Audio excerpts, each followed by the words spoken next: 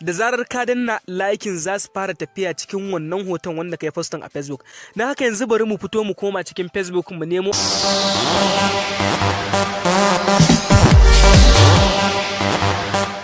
Assalamu alaikum warahmatullah, barkanmu da sake saduwa da ku a cikin wani sabon bidiyon.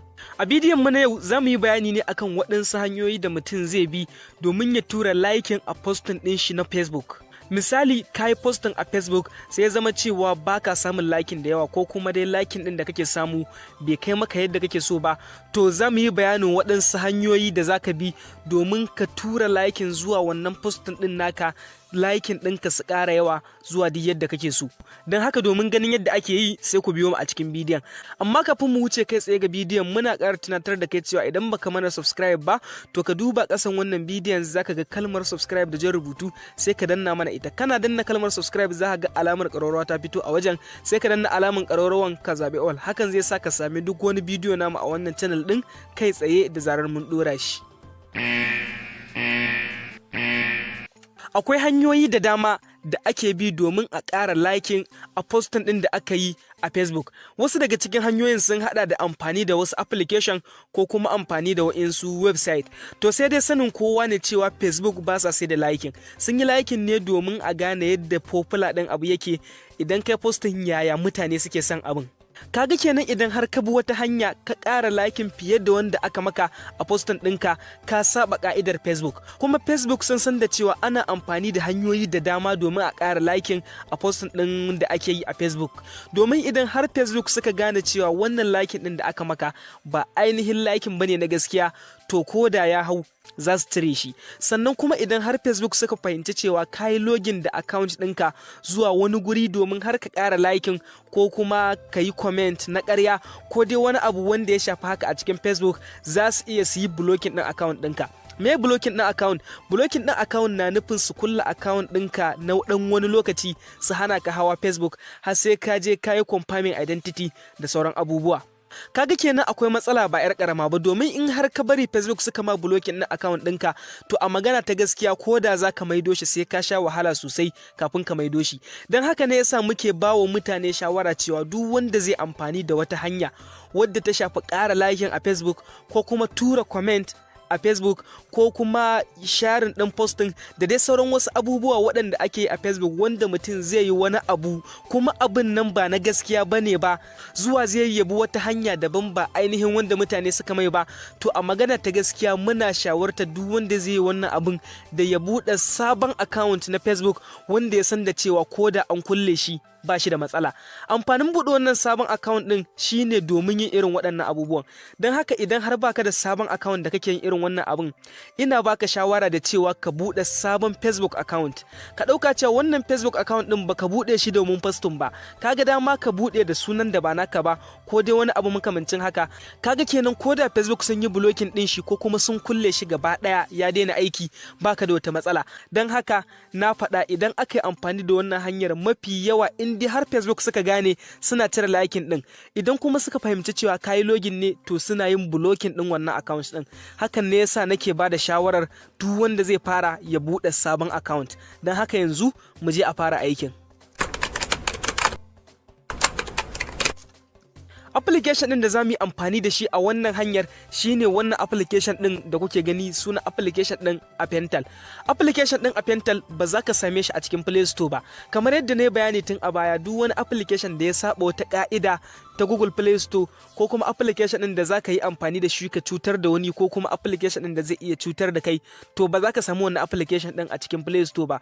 So shi ma wannan application ɗin saboda ana amfani da shi domin a ƙara yawan liking a posting ɗin Facebook, kaga kenan ya saba wayansu ka'idoji, don haka ba za ka samu wannan application din ba ainihin shi a cikin Play Store. Amma za mu ajiye muku link din application din a description da kuma wajen comment na farko. Duk wanda yake so sai ya bi ta wannan link din yayi download din wannan application din ya aje shi akan wayar shi. Idan ka aje application din zaka zo ka shiga cikin application din kamar yadda kuke gani yanzu. Idan application ɗin ya buɗe maka zai nuno maka wajen login gashi nan as usual kamar yadda ake yi a Facebook. To sai ka zo wajen sa suna ko number waya sai ka sa number waya, wajen password ma sai ka sa password. Yanzu misali gashi nan ni na cike wa'innan bayanan kamar haka. To idan ka cike shi ma kamar haka sai ka danna alamar login domin ya kai ka kan Facebook ɗin.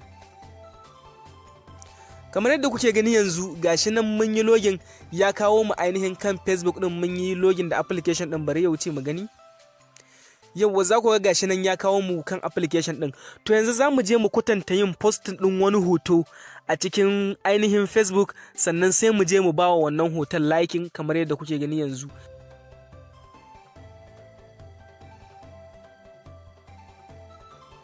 Misali ga wani hoto nan.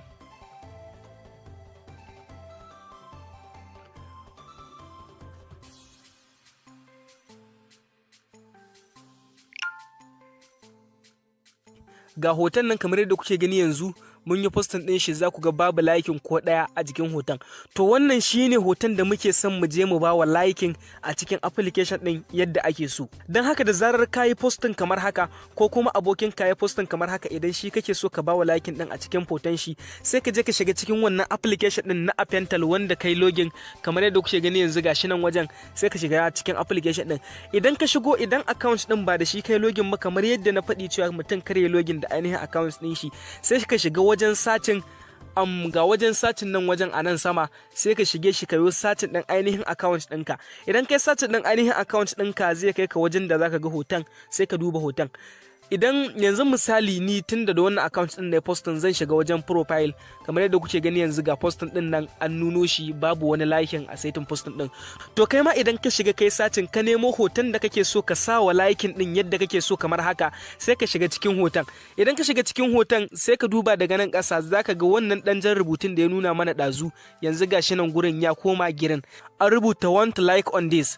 To abin da zaka shine sai ka danna wannan alamar rubutun kamar haka. Da zarar ka danna likin za su fara tafiya cikin wannan hoton wanda ka yi postin a Facebook. Na haka yanzu bari mu fito mu koma cikin Facebook mu nemo ainihin wannan hoton, sai mu refresh ku gani. Kamar yadda kuke gani yanzu za ku ga yanzu gashi na har likin guda biyu sun zo. To daga nan idan ka ci gaba da yin refresh za ka ga likin suna ta zuwa.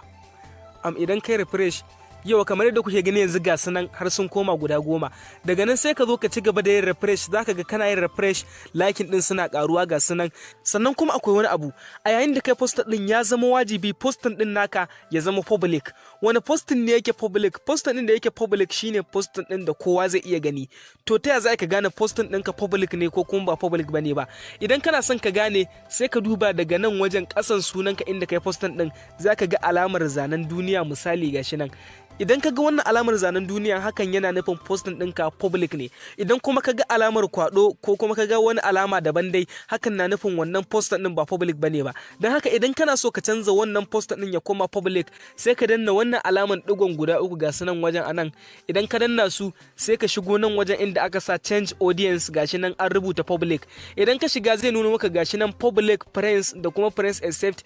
Idan ka danna kuma ƙarshen ƙasa zai nuno maka specific friend da kuma only me. To abin da ake da bukata shine kai postin din public yadda duniya kowa zai iya gani, shine abin da ake da bukata. Don haka idan ka tabbatar da cewa postin ɗinka public ne, to shine zaka iya bashi liking. Sannan kuma zaka iya ka koma cikin application ɗin kamar haka. Idan ka dawo ka cikin application ɗin ka ƙara dannawa zai nuno maka cewa wannan hoton an fara bashi liking.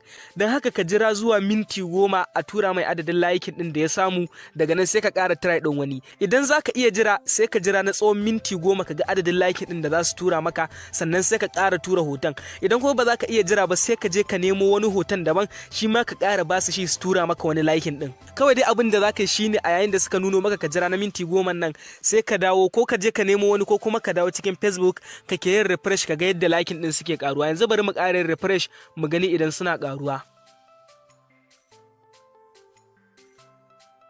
Gashi nan ma har sun koma guda 28. Ok, application ɗin yana da ɗan cin lokaci gaskiya, sai in mun haɗa bidiyo na gaba insha Allah za mu kawo muku wata hanyar. Mun gode da kasancewa da kuka yi da Arewa Daily Tricks.